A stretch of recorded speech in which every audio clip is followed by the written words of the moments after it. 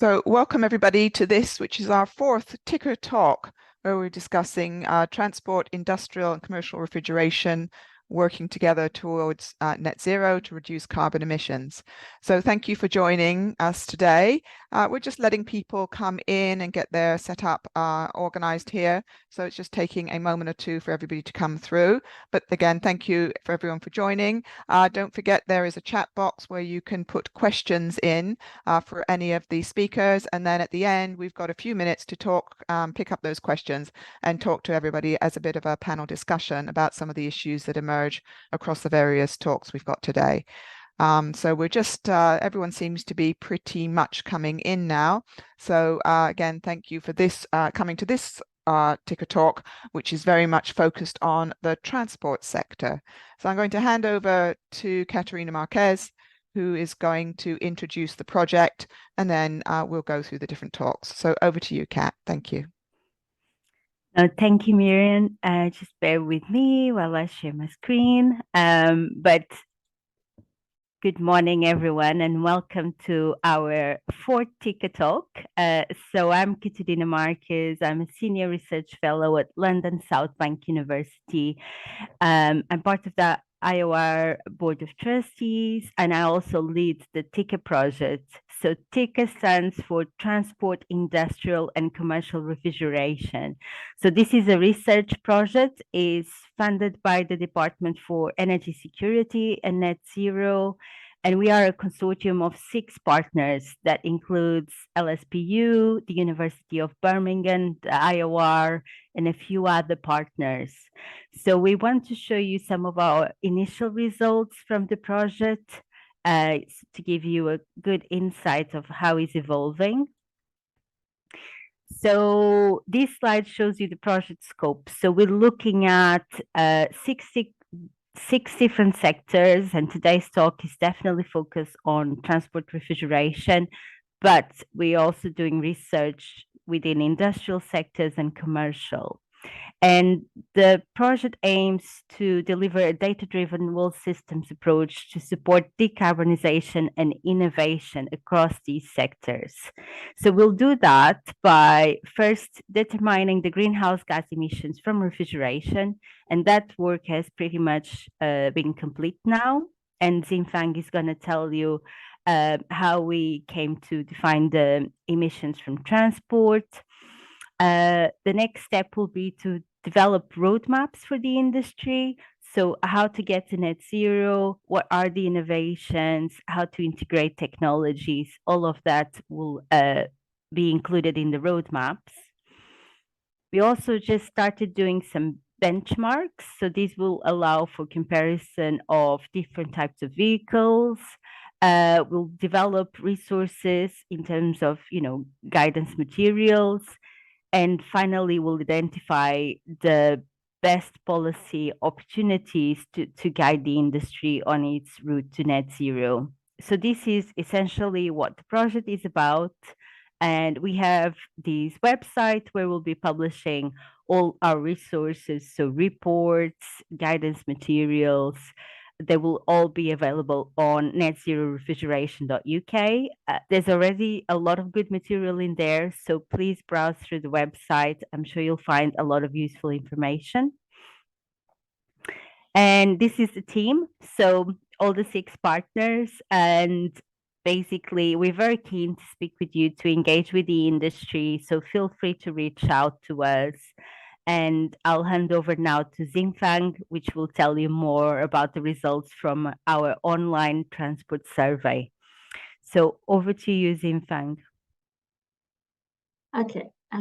Morning, everyone. And thanks, Kat, for the nice introduction. So this presentation, I'm going to show you the transport surveys that we did over the summer and what we find as a result from the surveys. This is work done by me and Rasak, based at the University of Birmingham, in collaboration with Norman from ZEMO project.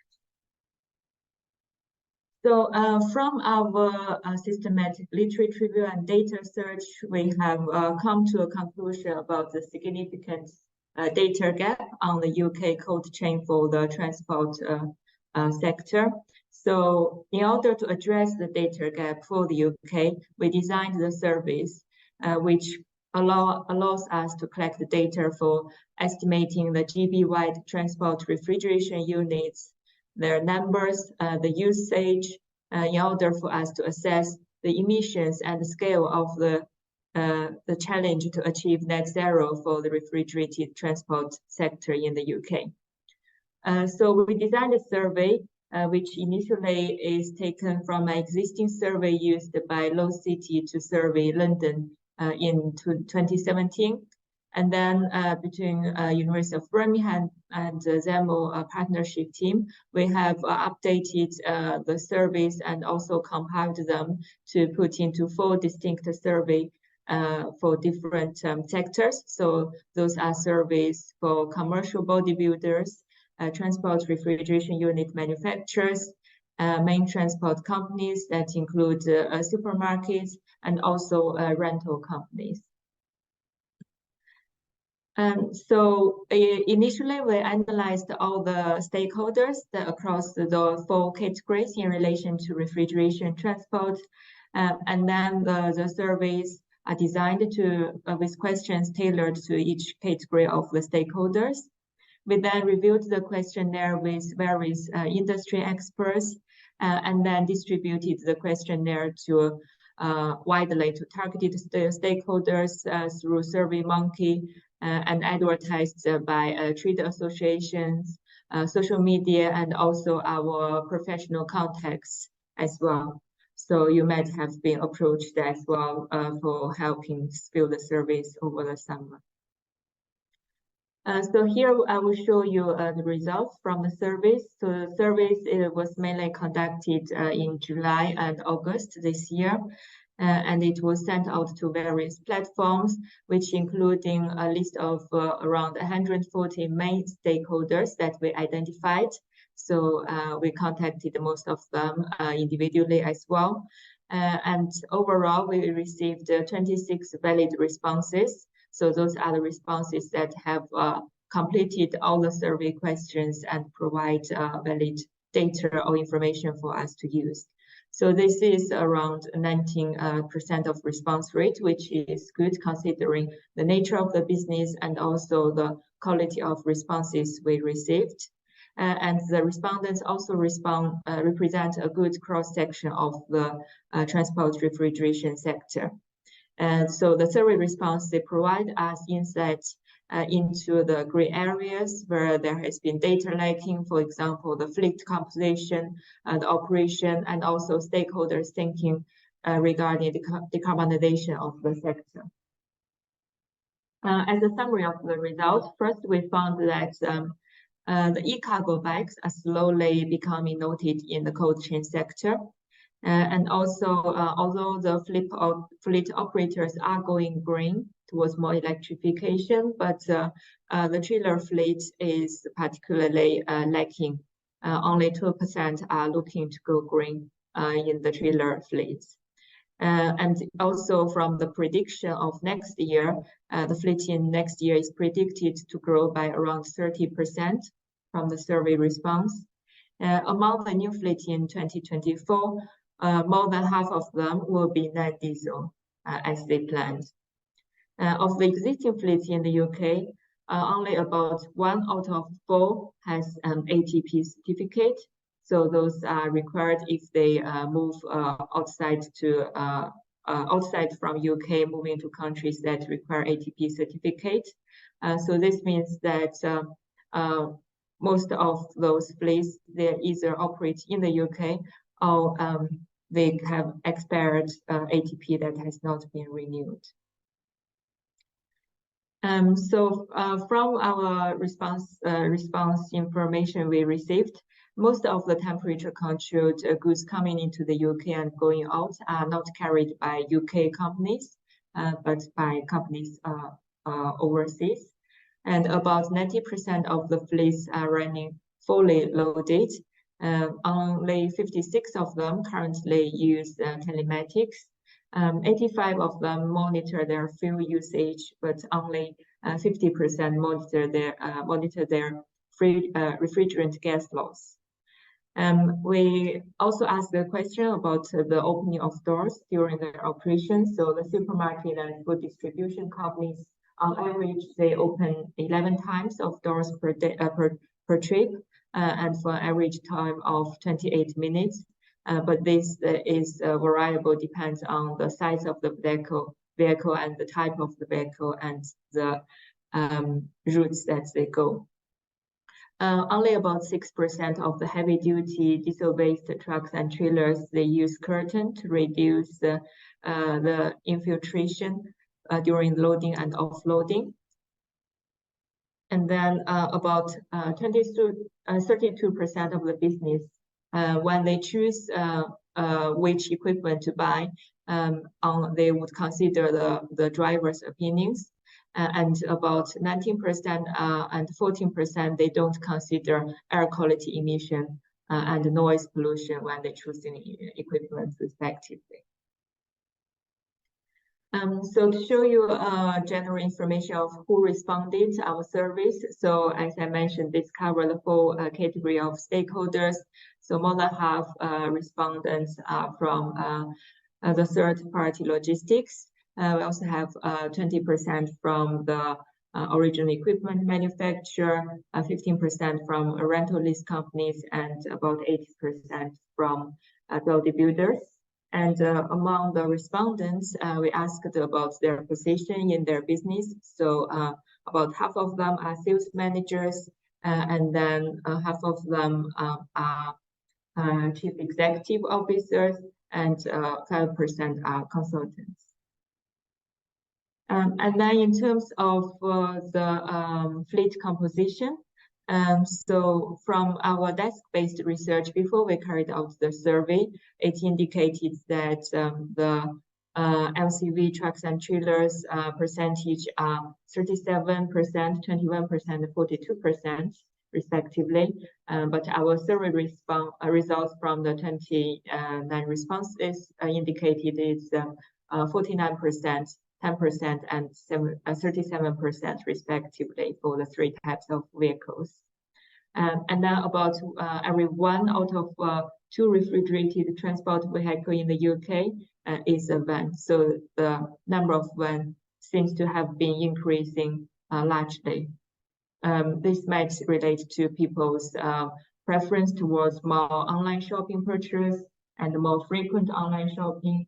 Therefore, more vans have been used for last mile delivery. So this could be an indication of a post-COVID-19 impact of consumers' preference and behavior change that has been maintained.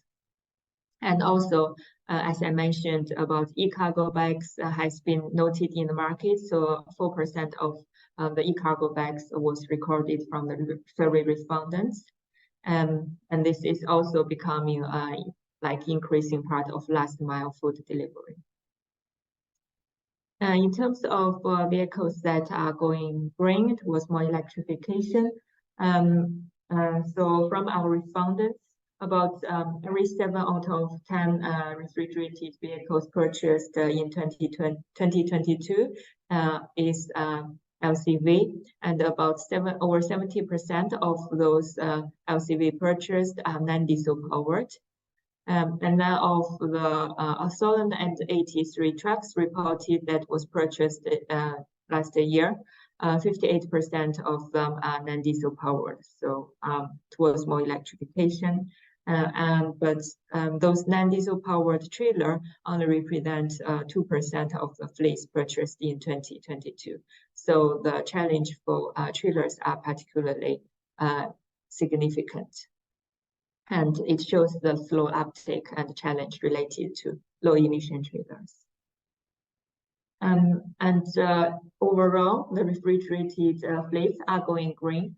The fleet size is predicted to grow significantly, more than 30% next year. And this may be in response to the reported increase of 51% in the demand for products that require temperature-controlled supply chain.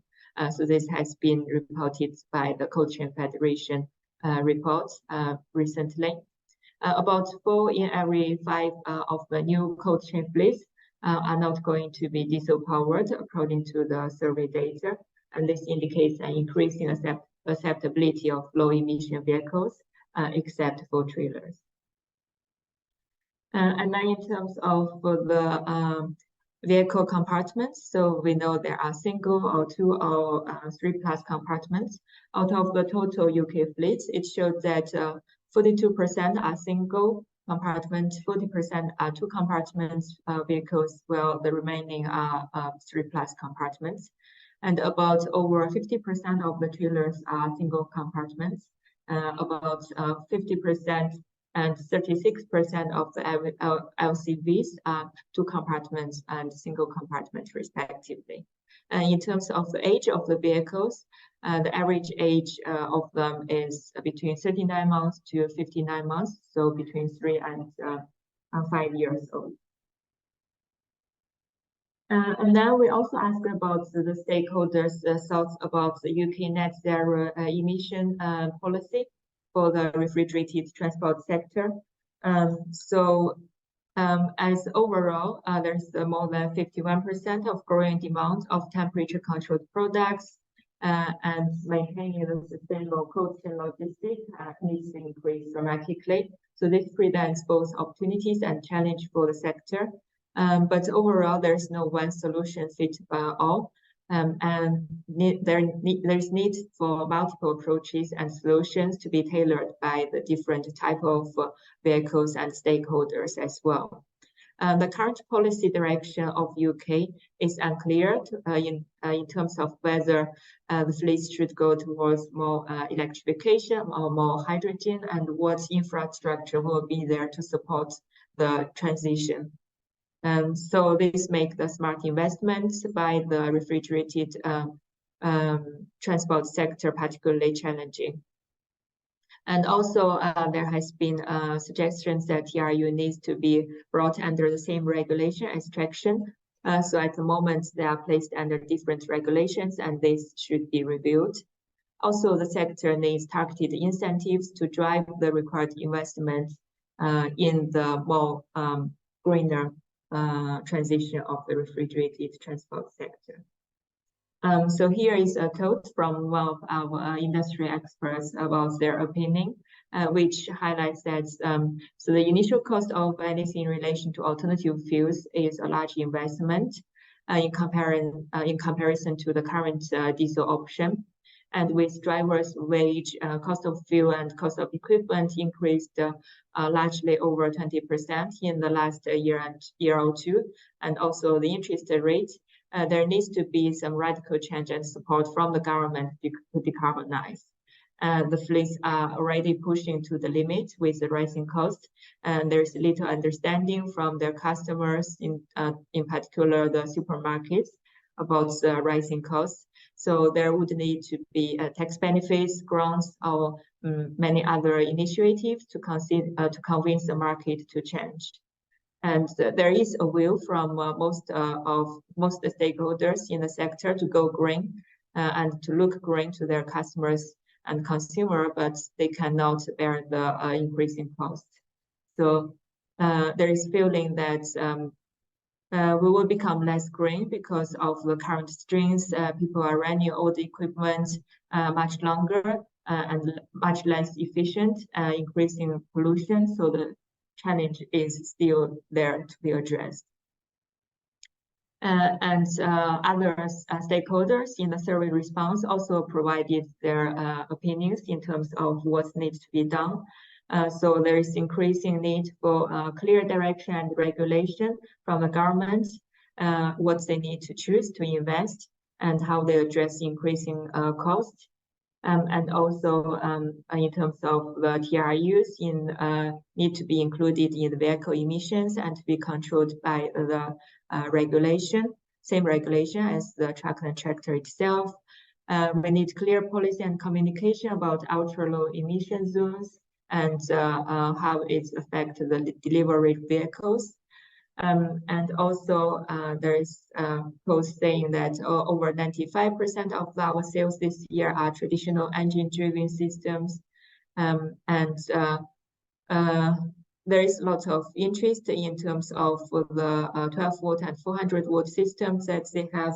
The sales of the commercial electric sachet are not coming through, and the grid infrastructure are not sufficient to meet the depot plug requirement of large fleets with a lot of the vehicles.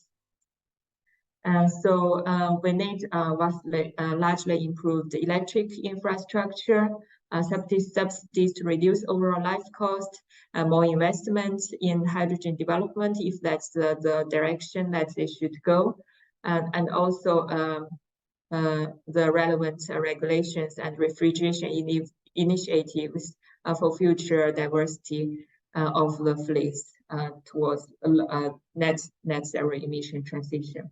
So overall, we need to gain a complete and full understanding of the refrigeration sector and also the restrictions within which would be a heavy challenge to address, and provide us a good start to work with the stakeholders in the sector for the low carbon transition. So the service that we did this year is the initial start, and we are hoping to involve more stakeholders to work with us and to help us get the picture of the emission scale of the sector and the challenge towards more emission reduction for net zero by 2050. So that's our survey results from over the summer. And if you have any question or need any further information, please get in touch with me. And that's the end of the presentation. Thank you.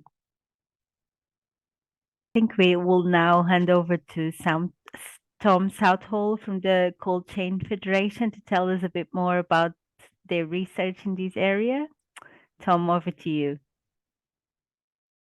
Thank you, Kat. And let me just share my screen. And thanks to Xinfang too. That was a really interesting overview, and there's certainly lots to kind of agree with there. And I think that's what I'm going to go into now. But yeah, thanks for the invitation to speak at this webinar. It's a really fascinating subject, transport refrigeration. My name is Tom Southall. I'm the Executive Director of the Cold Chain Federation. So we are the industry trade association for businesses operating in the cold chain. And I've been in my role for about 5 years, and that involves lots of different policy areas and bits and pieces. But one of the areas that's captivated me from the beginning of joining the cold chain industry has been the subject of transport refrigeration, an area that I think has gone kind of under the radar in some ways in terms of I guess government awareness of it, public awareness of it, in terms of the critical role it plays in delivering food and other products throughout the UK, but also in the kind of issues that are affecting it when it comes to trying to transition away from what historically has been a very diesel-based kind of piece of machinery, and also a piece of machinery that's reliant on quite high refrigerants, both of which obviously contribute to the emissions of the sector. But what I've seen in the last 4 to 5 years is a real kind of step change and a move away from that way of thinking that diesel is the only way of achieving transport refrigeration. And I think there's been two main kind of factors for that. One is certainly the greater awareness of sustainability and the need to support the UK's transition to a net zero economy and other ESG targets. And I feel that's very keenly felt by operators of this equipment, but also the end of the use of red diesel in transport refrigeration. So until a couple of years ago, these fridges on the largest trailers and on the bigger rigid vehicles could use red diesel to achieve refrigeration. And that was certainly kind of limiting, I guess, the uptake of other alternatives, because it was making that diesel engine cheaper to run. So when that was removed and suddenly the cost of running these engines massively increased, what we've seen is quite a significant sort of step change in approach to alternatives to diesel. And I'll try and go through some of those in a second. Just a quick overview. Hopefully most people on the call are aware of the Cold Chain Federation, but as I said, we represent businesses across the temperature controlled supply chain, providing policy support, lobbying, advice and events, all focusing on a range of issues affecting the operation of the cold chain. And that's predominantly cold stores, refrigerated vehicles, and also all the bits that kind of link them together, And you can see hopefully some members that on the screen that you recognise, but essentially the people who are operating these pieces of equipment out on the road is who we represent. And it's hopefully safe to say that a big part of what the Cold Chain Federation does for its members is to try and support the transition to net zero to help the industry more sustainable. We recognise that's the greatest kind of long-term policy risk, I guess, facing members in terms of being left behind, where policy regulation requires cleaner industries, whether that's energy efficiency, diesel vehicles, refrigerants, but also an opportunity for the sector to really get ahead of regulation and sort of help itself to be more sustainable. So lots of our events and advice have been aimed at supporting the transition to net zero.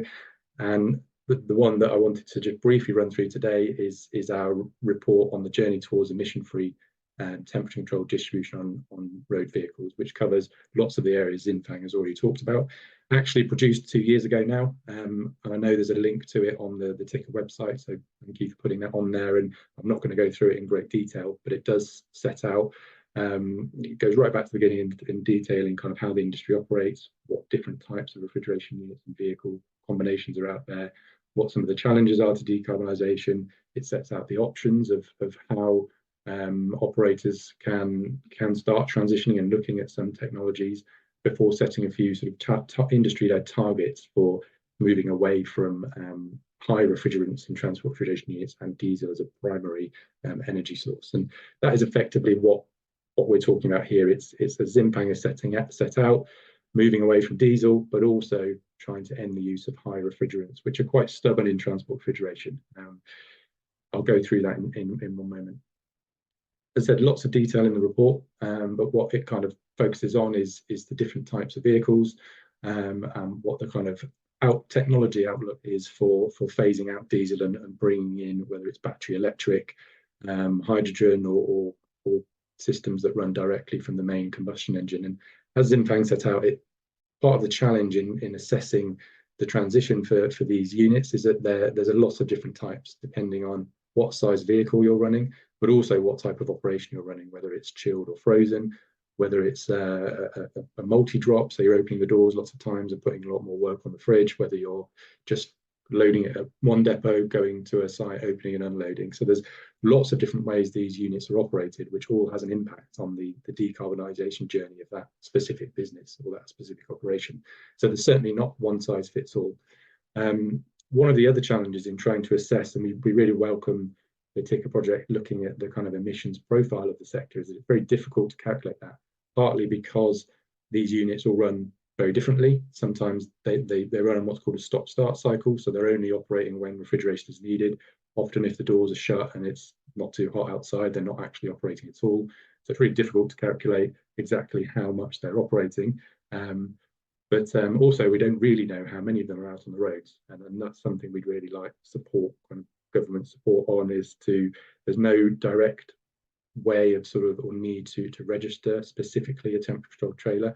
So the only kind of details we have are looking at with some of the fridge manufacturers at how many of these units are sold into the UK, trying to work out roughly how long they stay on the roads on average before they're retired, and coming up with figures in that way. But it's quite sort of very rough approximation, so it's difficult to calculate the emissions impact for those reasons. But hopefully, as you can see on the screen, there are lots of options, and as I said, it depends on exactly what sorts of units you're running, what your fleet looks like, in kind of what options are available to you. But it gets more difficult the larger the vehicle you get to, and the most stubborn, as Xinfang set out, are the articulated trailers, so the largest vehicles that detach from the main HGV and obviously need the greatest power to achieve that refrigeration.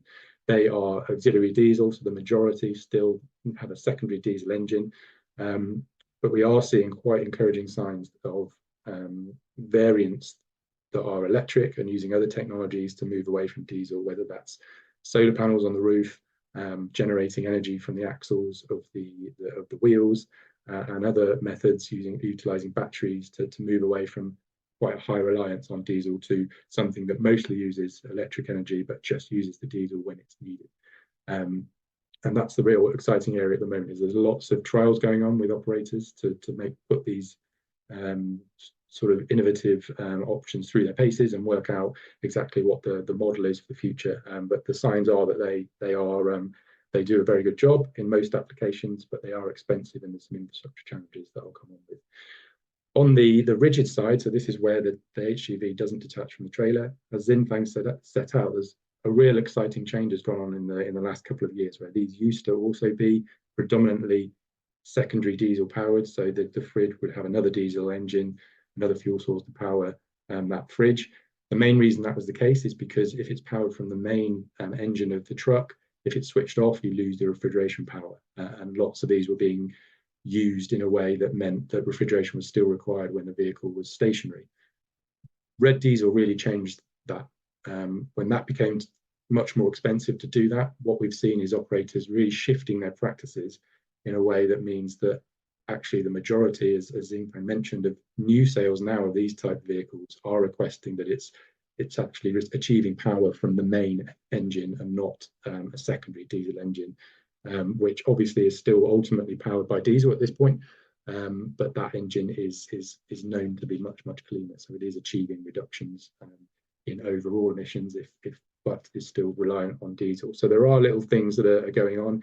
HVO is being utilized as a drop into diesel where it's available and where BAC is affordable, and other interesting technology as well.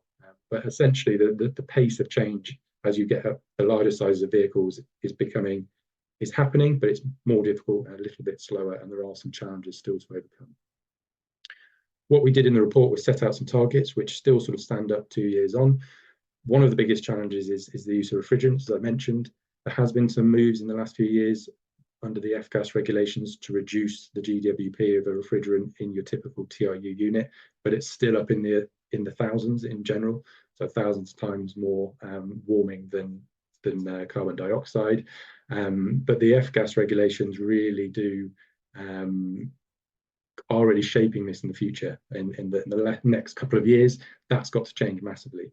And we set some targets for the industry which are in line with what's set out in the Kigali Amendment and other sort of international regulations, that no transport refrigeration unit should be sold into the UK market with a GWP of more than 300 by 2025. That date is coming up very quickly, and we're not there yet, but talking to the manufacturers, I think there could be some exciting announcements in that space in the next year, which should mean that potentially that target is still possible. And then on the refrigeration side, on the diesel side, sorry, we've set out a target that no new diesel TRU should be placed on the market after the 31st of December 2029, so 6 years from now, and that will mean that diesel TRUs leave the road permanently from the end of 2039. So some, I suppose, ambitious targets there. We were clear in the report that there were some barriers to progress that needed to be overcome. And again, Xinfang has set out these very well. Infrastructure challenges around ensuring if electric trailers are the future, very similar problems to HGVs, that you need to be able to plug them in. You need the infrastructure at depots, a fundamental redesign of depots to allow tens and tens of trailers to be plugged in, as well as the HGVs, and having the space and the connections to do that.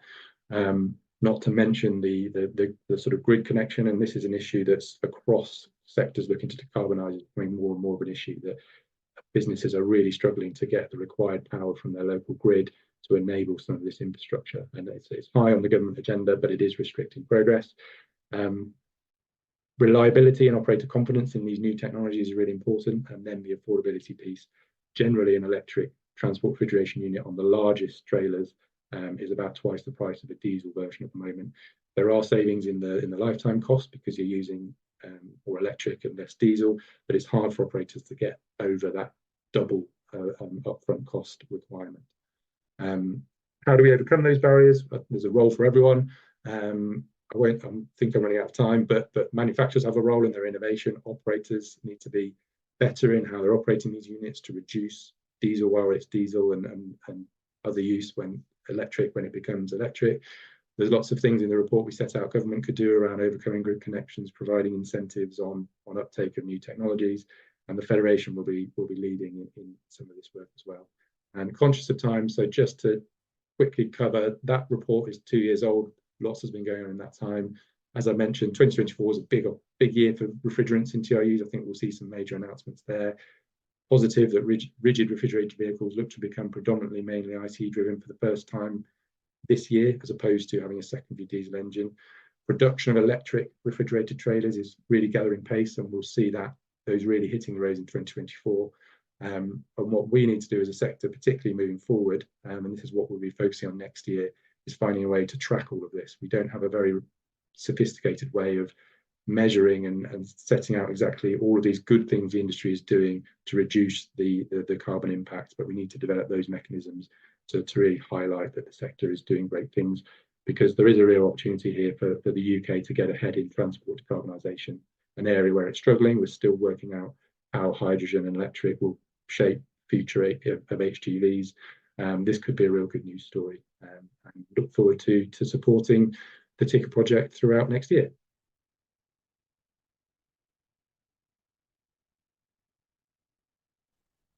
So thank you very much, Tom. If I'd like to ask Xingfang as well to add her camera back in. We've got some time for questions.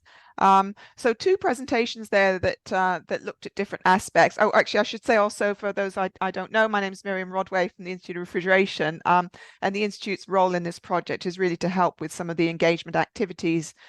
We also have the website and the surveys and things like that.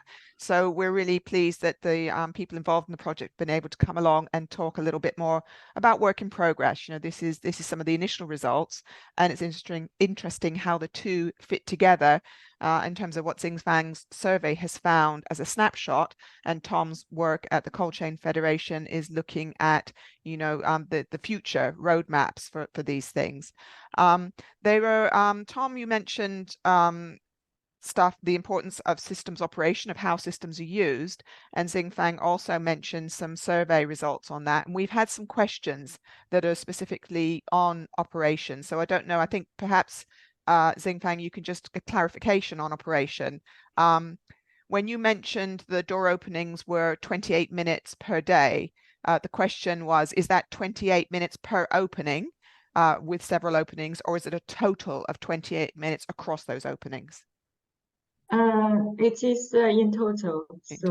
Yeah, the trips have multiple stops. Yeah. So that's going to affect the emissions, I guess, in terms of the heat gains.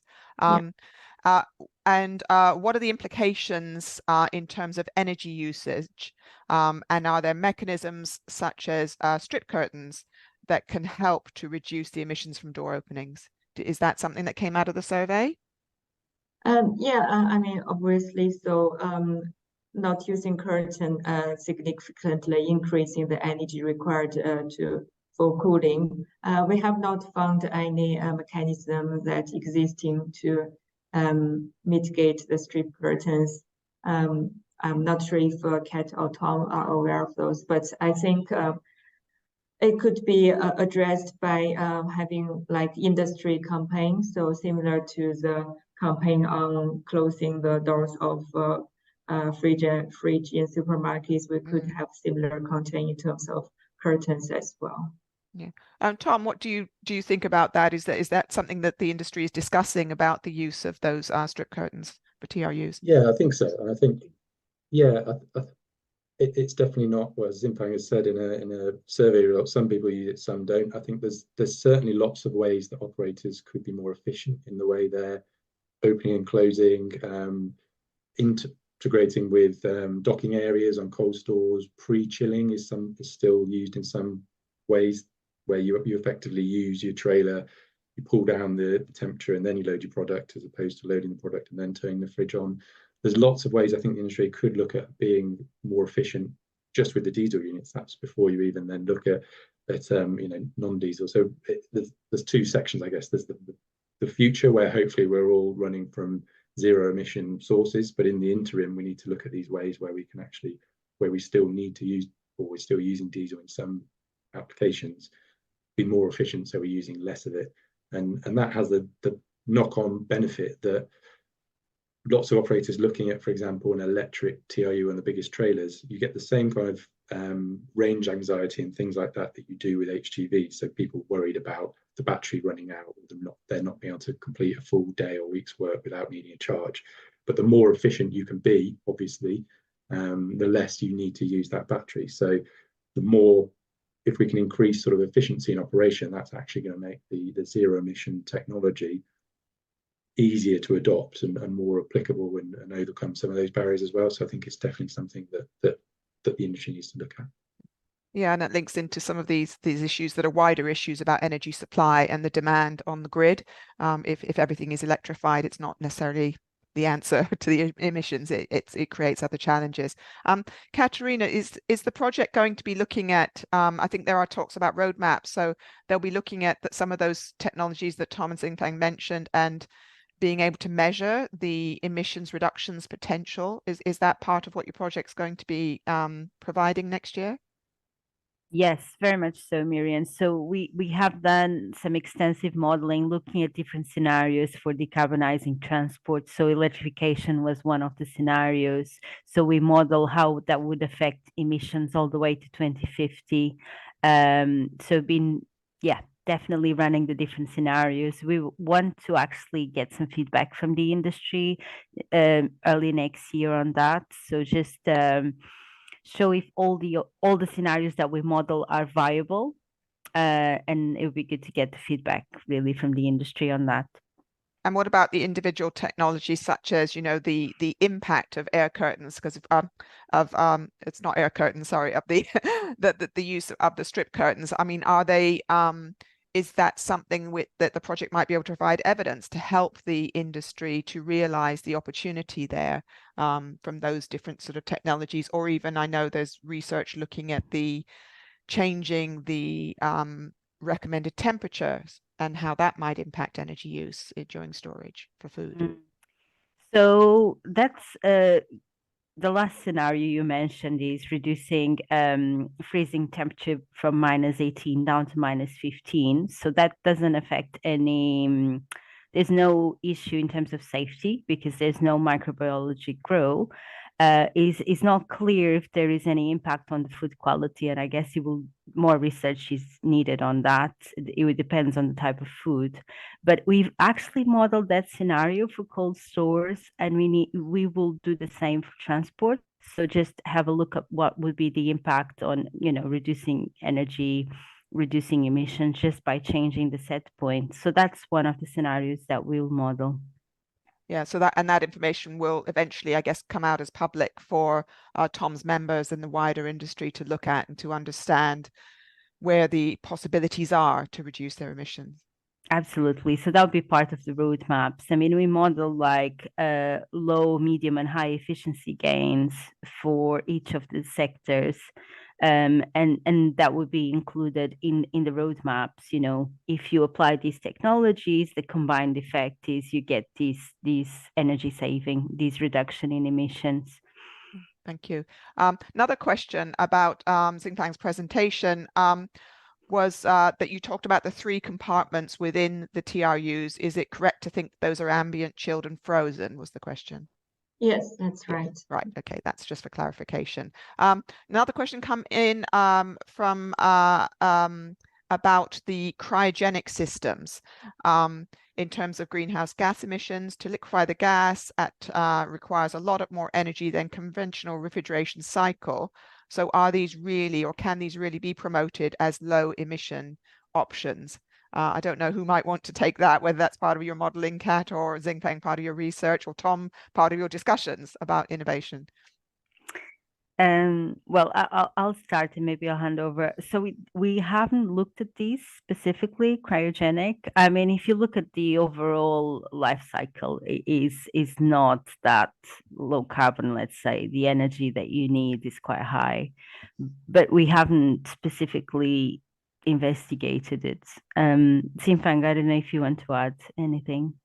Well, from the surveys we did, it hasn't been mentioned as an area that they are looking into to develop. And again, I guess, Tom, it's quite far away in terms of research rather than a technology that's expected to come into place as the F-gas regulation phase down comes in. Yeah, I mean, there was a nitrogen engine that was one of the early kind of replacements for diesel, I guess, before my time in the Cold Chain Federation, but was, a working model that many operators trialed. I think at that time were some challenges with cost again and some other issues. But it, you know, obviously it was proven as a technology. So it'd be interesting to see if some of those reasons that prevented it, I guess, reaching widespread adoption several years ago maybe have changed now. So yeah, definitely something to consider in the mix as kind of operators really assess what future technology is going to work for them. Yeah, I mean, these things are always a movable feast, aren't they? As you start looking at these things, the technology today, the technology in 10 years, you can make a projection, but you really don't know what may or may not come out, which is why these kind of projects where you can get academia working with industry are really important to try to share that knowledge.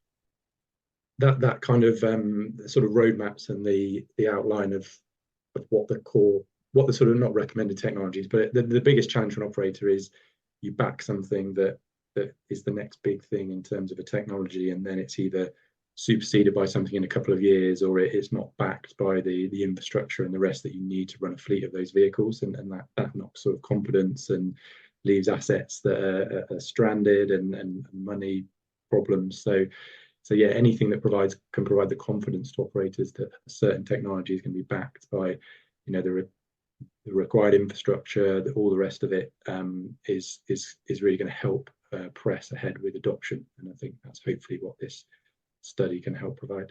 Yeah, very much echoes what Xing Fang said about the investments that concern those managing directors, particularly in the survey, about the length of equipment and holding off waiting for a proven technology to be available. So hopefully some of the output, some of the research will give us some evidence to make those kinds of decisions. Another question on technology, phase change materials or eutectic systems. Any thoughts on those from anybody who's got any experience of how those might be part of the future mix, or we're putting them also in the investigating box? I think that will go into the modeling as well. So that's another, let's say, scenario. Another thing we've been looking is also the impact of internet shopping and how that might change the fleet composition. So, and yeah, yeah, we'll market change modeling will also exactly come into play. Yeah. Another question coming in. So lots of questions today on this talk, which is really good.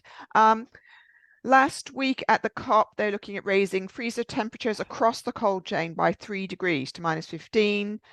Is that an opportunity to reduce UK emissions by 0.1 or 0.2%? Any thoughts on this? This kind of goes back to what we were talking about earlier. Is this something that the the cold chain is monitoring, the Cold Chain Federation, your members, about what impact that's going to have for them? Absolutely, and it's great to see it, and Kat and the team and others talking about it, obviously at COP28. It's something that's been talked about for many years. The theory that Kat outlined that you know we stick to -18 generally as the don't get warmer than this set point in the frozen food supply chain, but actually increasingly, can we afford to do that without evidence that it's definitely the kind of minimum temperature that products need to be kept at when we need to be using less energy and all the rest of it? So it's something that for our members, who are generally the logistics companies, they're very keen on. But I think decision ultimately lies with food manufacturers, with retailers. It's quite a complex picture on actually who is it who determines those temperatures. There are some kind of Codex Alimentarius and other sort of national, international guidelines that set -18. So it's going to be quite a long journey, I think, to achieving wholesale change. But that absolutely shouldn't put us off doing so, because the prize, if you like, of how much energy and emissions you could wipe off the cold chain kind of just by making a change like that would be pretty game changing. But obviously it has to make sure that it doesn't impact food quality, food safety. It's not going to increase food waste. You need the evidence behind those decisions before you can really even start thinking about those changes, right? Absolutely, and it needs collaboration. So it needs us, our members, other trade associations, food manufacturers, the TICR team, academic institutions, our international partners. Everybody's got to come together to try and achieve this change. Yeah, I mean, it sounds slightly broader than perhaps DESNZ and who are sponsoring this project and UK, because I believe we also have, through the IOR, we have contacts with the International Institute of Refrigeration, and they can also help to influence global policy, because that's something which would help drive a decision in that area, I believe, as well. Yeah. And Katrina, you're involved in the International Institute as well, aren't you? So that's good. No, absolutely. Yeah, more questions. We have I think I'll frame it as an offer from someone who says he does not believe that the large nationwide manufacturers service dealerships were invited to contribute to the survey. So that's another stakeholder group that has been identified from this meeting. Is that correct, Xingfang? Did you target those as part of your survey, the service dealerships? I'm not sure which particular ones is mentioned to, but if you think there are people missing from the inviting list, then we're happy to distribute the survey to get their feedback as well. We will anonymize all the information we receive. So yeah, we'll yeah, follow that direct as with Rod has made that comment. We'll follow that direct with him, and there's still opportunity to contribute. These are interim findings, research so far. Nothing's been published, so we're very interested in both getting new people involved if there's anybody missed out, and also getting everyone involved in looking at those results to make sure that what is published is useful for everybody. There's a question about secondary systems using R290 growing in popularity in the EU with good efficiency. And I do believe you both presentations looked at refrigerant options as far as direct emissions go. Is that correct? That's will be in the recording if that's been missed. Any other thoughts on flammable refrigerants use in? Been a lot of research done on it. There's a few demonstrations, so that's definitely moving forward. And you know, that needs to be the transition to low GWP refrigerants. So that is definitely the direction of travel. In the modeling, we consider that transition.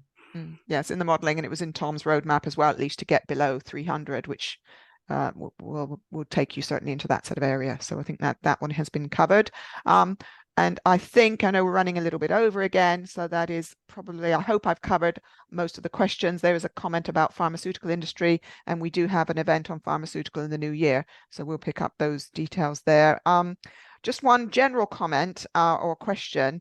I was taken by what Xingfang said about the need for leadership to have those incentives and legislation in place that the industry, this sector is calling out for very clear, not just idea leadership or theoretical, but actual policy based. Tom, did you want to respond on that? Because obviously your report shows that direction, but what are you looking for to help people make those changes? What do you think your members are looking for as far as that leadership goes? Or Xingfang, if you've got more you want to say on that.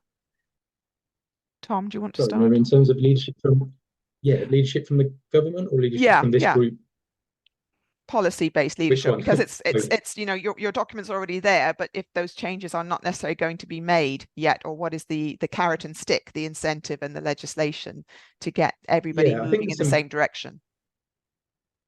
I think there's some seemingly straightforward things that could be done to support this work in particular, and to help us assess emissions profiles and look at things like, as Xingfang set out, that only 1 in 4 refrigerated trucks in this country are ATP registered, which is so basically what I'm getting at is it'd be great to have a way of being able to register and track exactly how many refrigerated vehicles there are in the UK and kind of what type of refrigeration engine they're running, and then that gives us a really good way to sort of track the transition to zero emission, because it's very hard to talk about regulation. It's hard to regulate something that you don't really know how many of them there are and how old they are and that kind of thing. I think something like mandatory ATP could be looked at in terms of ensuring that the diesel trailers and vehicles that are on the road are actually very well properly maintained, so they're not wasting energy and using more diesel than they need to. And that would be a way of making sure that the very old units that perhaps are not fit for purpose and are disproportionately using diesel and perhaps leaking refrigerants can be sort of forced off the road. And then I do think on the incentive side, I don't think government likes industry saying we need money, so that's sort of, I think, understood. However, there is evidence in Europe and in certain states in the US where grants are available to bridge that gap between the cost of a diesel fridge and an electric one, which currently, as I said, about double the upfront cost.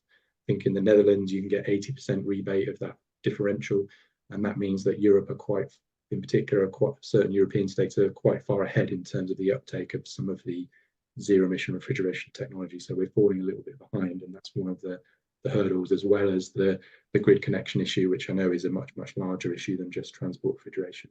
Yeah, there's certainly there are incentives in other sectors for buying more ecologically friendly technology. So it's something that could perhaps be put forward as a recommendation. And it was a bit of a, when the red diesel entitlement was taken away, which the industry, we didn't argue against. We did argue that we could have had a bit more time to prepare. Part of that removal of red diesel, there was a pledge that some of that sort of extra tax, if you like, would be invested back into the industry to help some of these uptake, and that never happened. So there is a little bit of a feeling that we were let down a little bit in that sense. So and part of that falls is because nobody's really took responsibility for transport refrigeration units in government departments. So the DFT seems to be in the last couple of years, which I think is encouraging, because they do travel exclusively on road vehicles, so that seems right. But obviously, Department for Energy Security Net Zero has a role as well, and so do others. Yeah, I mean, and this comes back really to Katerina and the project that, we always say it's really important to get the information. Once you've got the data, then you can start looking at what measures will help to make those reductions. But it's very hard in terms of efficiency or other emissions. If you don't have the data, you don't really know your starting point. So yeah, that's kind of bringing us back round circle on that. I'm aware we're a little bit over time, so I think we probably need to, if I can ask Lisa just to put up the slides for the next events, if people are interested in food and drink manufacturing and pharmaceutical, we'll leave those the dates up there for next year if you want to come along to those events. Thank you very much for the comments, and we'll respond individually to some of those. Doors always open to have further discussions and debates on these topics, and to make sure as things evolve in the next 12 months, you'll see a lot of more published data coming out and a lot more events. Katerina, do you want to have a final word on what you've found from today's TICR Talk? Well, one, I want to thank everyone that participated and joined this talk, because there's been such a lively discussion. And actually, although we had less participants on this TICR Talk than we had on previous ones, the discussion was actually a lot more lively. So just shows how this sector is evolving. It's quite amazing to see. And I would just say that the project is very open to get again feedback and information from the industry. So feel free to reach out to us. You can reach through our website. I think Xingfang left her contact in one of the slides. Just please get in touch. We're very keen to get your views as the project evolves, and we're going to have a lot more TICR Talks presenting the results. So I would just say that. Thank you all. Right. Thank you very much. Yep, go to our website and you can sign up for updates. A couple of questions about the presentations. We're not showing the slides, but the recording of this talk will be available for everybody. It'll be on YouTube, and we'll send you a link shortly thereafter. So if you've missed anything, you can go back. But again, keep in contact and keep your eyes open for things as they evolve. So thank you very much to Katerina, Xingfang, and Tom, and to Lisa in the background for keeping us on track. And look forward to seeing you at the next TICR Talk. Thank you very much. Bye, everybody. Thanks.